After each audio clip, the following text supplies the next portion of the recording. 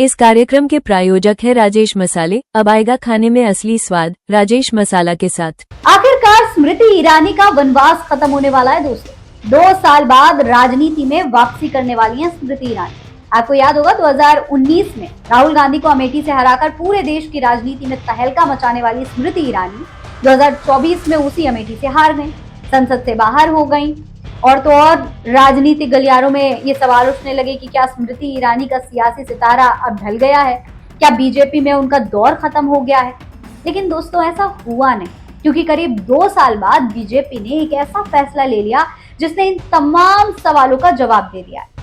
दरअसल 17 अगस्त को बीजेपी के राष्ट्रीय अध्यक्ष नितिन नवीन ने अपनी नई टीम का ऐलान किया और इस टीम में स्मृति ईरानी को राष्ट्रीय महामंत्री की बहुत बड़ी जिम्मेदारी सौंप दी गई।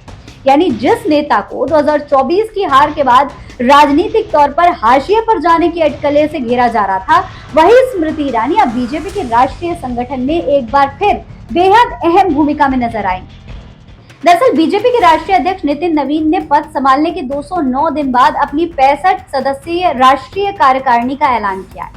पहली नजर में ये सिर्फ संगठन में बदलाव दिखाई देगा आपको, लेकिन अगर इसे यूपी के 2027 के चुनाव के नजरिए से देखिए तो बीजेपी की रणनीति के कई बड़े संकेत साफ नजर आते हैं। नितिन नवीन की नई टीम पर गौर करिए दोस्तों। 13 उपाध्यक्ष, 8 महासचिव, 16 सचिव और 28 सदस्य शामिल किए गए। खास बात यह है कि टीम में महिलाओं और युवा चेहरों को खास जगह दी गई। यानी बीजेपी एक तरफ अनुभवी नेताओं को बनाए रखना चाहती है तो दूसरी तरफ नई पीढ़ी को संगठन में आगे बढ़ाने की कोशिश भी कर रही है।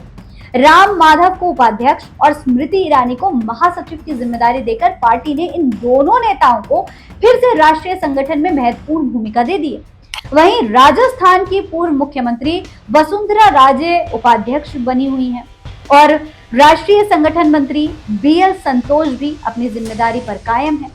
लेकिन यूपी के लिहाज से सबसे ज्यादा चर्चा 2 नामों की हो रही है, तारिक मंसूर और बासित अली।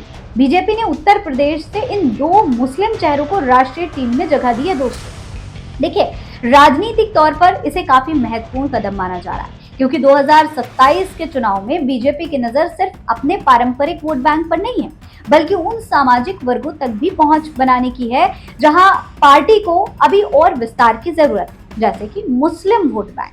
वहीं दोस्तों ये तमाम लिस्ट सामने आने के बाद सबसे ज्यादा चर्चा अभी इस वक्त स्मृति ईरानी की हो रही है। सवाल उठ रहा है कि आखिर बीजेपी ने स्मृति ईरानी को इतनी बड़ी जिम्मेदारी देकर क्या संकेत दिया है। क्या 2027 के उत्तर प्रदेश विधानसभा चुनाव से पहले बीजेपी की कोई बहुत बड़ी रणनीति बनने वाली है। देखिए, स्मृति ईरानी का राजनीतिक सफर किसी फिल्मी कहानी से कम नहीं है। राजनीति में आने से पहले वो टीवी की दुनिया में एक बहुत ही जाना माना चेहरा थी, लेकिन इसके बाद उन्होंने ग्लैमर की दुनिया त्याग दी और फिर वो राजनीति में आ गए। साल 2003 में बीजेपी में शामिल होने के बाद स्मृति ईरानी ने संगठन में तेजी से अपनी जगह बनाई। फिर 2011 में राज्यसभा पहुंची और 2014 में अमेठी से राहुल गांधी के खिलाफ चुनाव लड़कर उन्होंने देश का ध्यान अपनी ओर खींच लिया। फिर 2014 में उन्हें हार मिली, लेकिन स्मृति ईरानी ने अमेठी नहीं छोड़ा। इसके बाद 2019 में उन्होंने वही कर दिखाया जिसकी शायद किसी ने कल्पना भी नहीं की थी। राहुल गांधी को अमेठी में हराकर स्मृति ईरानी बीजेपी के सबसे चर्चित महिला नेताओं में शामिल हो गई। इसके बाद केंद्र सरकार में उन्हें कई महत्वपूर्ण मंत्रालयों की जिम्मेदारी मिली और राष्ट्रीय राजनीति में उनका कद लगातार बढ़ता चला गया।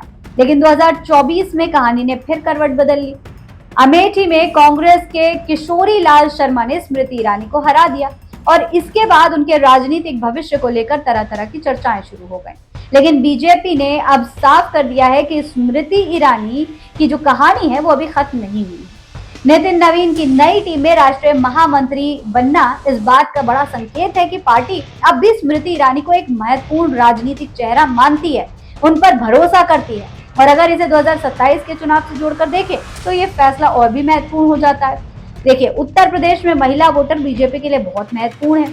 ऐसे में स्मृति ईरानी जैसी लोकप्रिय महिला नेता को राष्ट्रीय संगठन में बड़ी जिम्मेदारी देना पार्टी की चुनावी रणनीति का हिस्सा भी हो सकती है, खासकर तब जब 2027 में बीजेपी का मुकाबला समाजवादी पार्टी और अखिलेश यादव की मजबूत चुनावी रणनीति से होने वाला है। ऐसे में सवाल ये उठता है कि क्या आने वाले चुनाव में स्मृति ईरानी को यूपी में फिर से बहुत बड़ी जिम्मेदारी दी जा रही है।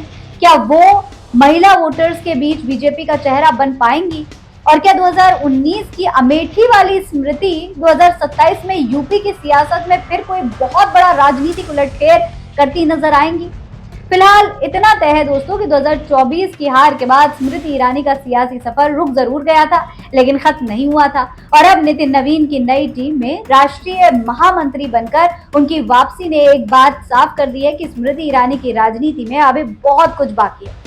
इस पूरे मामले पर आप क्या कहेंगे? कमेंट बॉक्स में लिखकर हमें जरूर बताएं। ऐसी और तमाम खबरें देखने के लिए चैनल को सब्सक्राइब करना ना भूलें। जय हिंद, जय भारत।